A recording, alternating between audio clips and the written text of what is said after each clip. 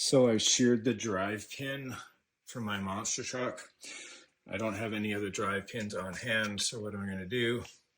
just going to remove the broken piece, get rid of it, and then go over to the used drill bit box, take out the drill bit that's going to be the right circumference for the receiving hole for the axle,